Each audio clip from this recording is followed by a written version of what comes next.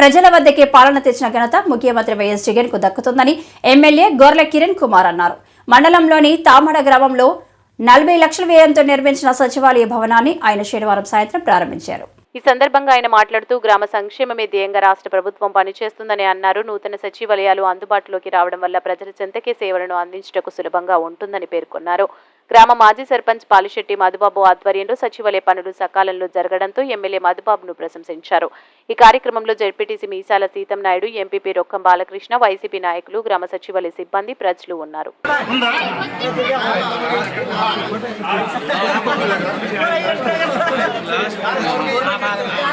ప్రజలందరికీ కల్పించారు. అంతేకాకుండా ఇంతకు ముందు మనం ఏ కార్యక్రమానికి వెళ్ళాలన్నా ఎంఆర్ఓ ఆఫీస్కి వెళ్ళి అక్కడ ఎంపీడీ ఆఫీస్కి వెళ్లాల్సి వచ్చేది. కానీ ఈరోజు అన్ని కూడా ఇక్కడే జరిగే పని ఉంది.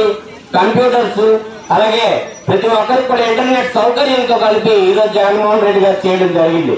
అది మనందరికీ శుభదాయకం. అందువల్ల ఏంటంటే మనం రాబోయే రోజుల్లో కూడా మన గొర్ల కిరణ్ కుమార్ గారికి అలాగే మన జగన్మోహన్ రెడ్డి గారికి కూడా మన తాలూకా ఈ సచివాలయ ప్రారంభోత్సవాన్ని చేసుకోవటం. ఎందుకంటే ఈ సచివాలయాలు అనేవి చాలా ముఖ్యమైనవి. ఈరోజు జగన్మోహన్ రెడ్డి గారు పెట్టిన అనేక సంక్షేమ పథకాలను కూడా మన సచివాలయం ద్వారా జరుగుతూ ఉన్నాయి.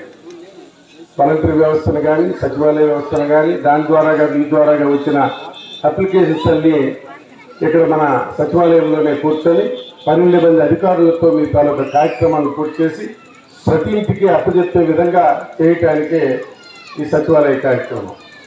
ఇది ఇక్కడ ఒక్క దగ్గరే కాదు, మన 100 సచివాలయాల్లో ఈ కార్యక్రమం జరిగింది.